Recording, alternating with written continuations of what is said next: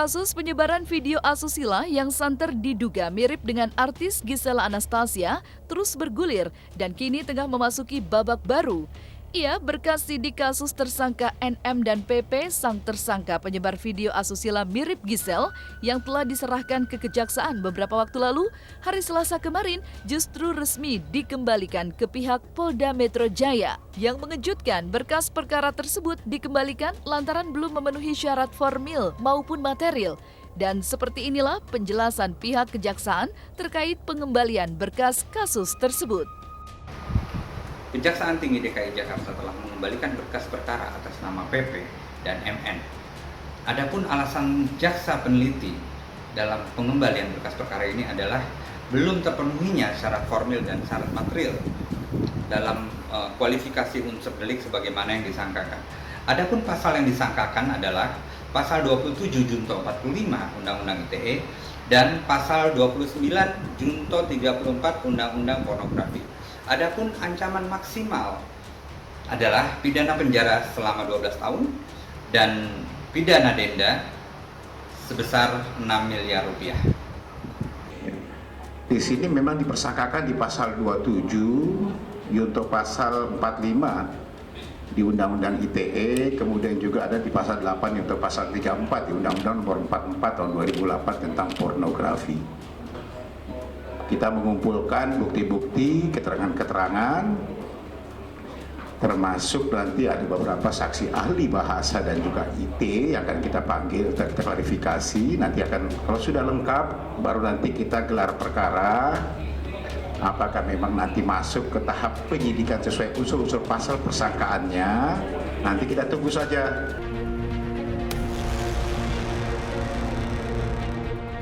Di tengah proses penyidikan kasus video panas mirip Gisel tersebut, publik pun kembali dibuat terkejut dengan pernyataan pengacara kondang Hotman Paris tentang kehilangan handphone dan beberapa data yang telah dihapus oleh Gisela Anastasia 3 tahun lalu pada telepon pintar miliknya yang sebelumnya akhirnya hilang. Dan seperti apa juga komentar pihak kepolisian terkait kemungkinan Gisel akan dipanggil kembali pasca memenuhi panggilan sebagai saksi pada bulan November lalu? Setahu saya Gisel tidak membantah kok. Setahu saya Gisel tidak membantah, dia tidak membantah di BAP. Setahu saya tidak membantah dia. Dia hanya bilang bahwa itu 3 tahun lalu waktu handphone itu dikasih ke manajernya, dia pun nggak tahu handphone yang mana. Karena ada 3 handphone dikasih ke manajernya. Dan dia bilang sudah hapus. Statementnya Hotman Paris Pak yang mengatakan HP Gisel hilang 3 tahun lalu, apakah nanti saya tanyakan lagi ke penyidik ya perkembangannya ya. Sekarang kita masih mengejar siapa sih yang pertama menyebarkan video tersebut, serta mencari siapa sih yang ada video. Hanya masih kita menunggu dari hasil daripada ahli forensik dan juga ahli keterangan ahli yang lain. Dan ya, ke depannya sambil berjalan kita melihat situasi bagaimana hasilnya nanti. Kalau memang ada hasilnya memang diperlukan untuk dipanggil lagi saudari GA, ya, kita kan lakukan pemanggilan tersebut.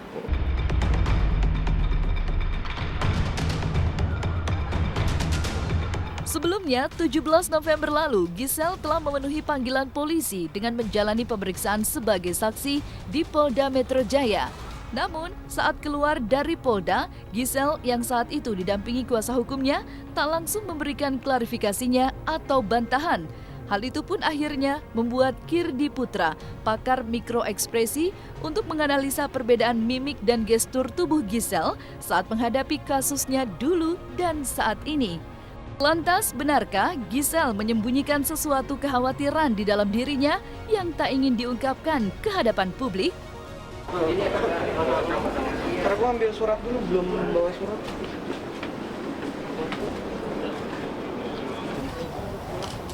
Hah? Oh, bolak-balik. Tapi sekarang posisi di sini. Bolak-balik karena apa tuh, Bang? Berarti pasti di sini. Jangan maju, jangan. Diam.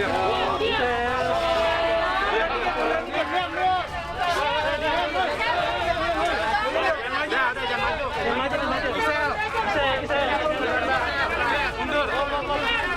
Bang, awas Bang. Mundur dikit dong, mundur. Ya, mundur. Ayo, mundur. Happy birthday. Oke. bocor nih bang. Oke. Kita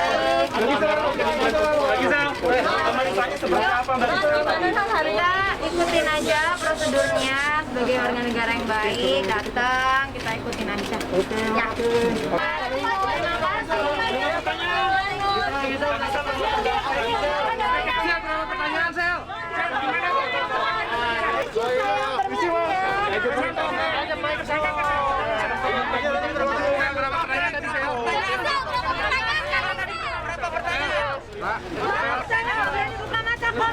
Iya, enggak jawab aja tadi berapa pertanyaan saya. Gisel, berapa pertanyaan Kak Gisel? Gimana Kak Gisel tadi di dalam Kak Gisel?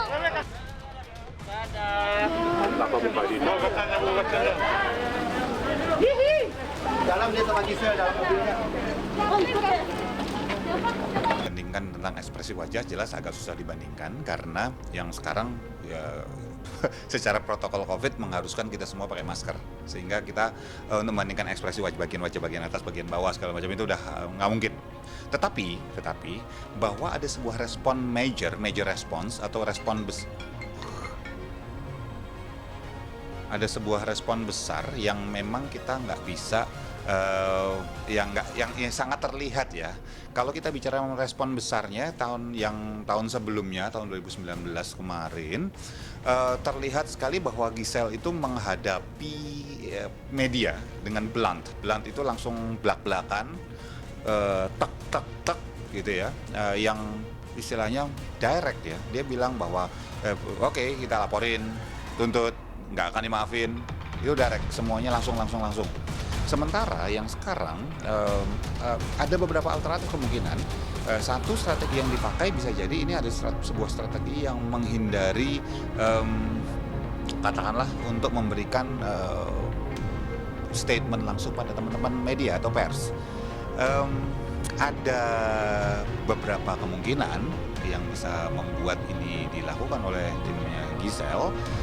Kemungkinan pertama adalah ada pukulan yang terasa berat karena udah dianggap beberapa kali nih menimpa pada dia.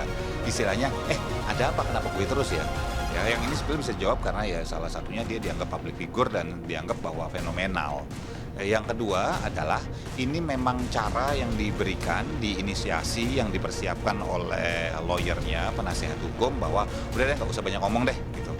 Ya, yang ketiga memang ada sesuatu yang memang disembunyikan. Udah gitu aja. Jadi kalau 3 kemungkinan ini yang paling bisa terjadi ketika proses kita bandingkan antara yang tahun lalu dan tahun sekarang.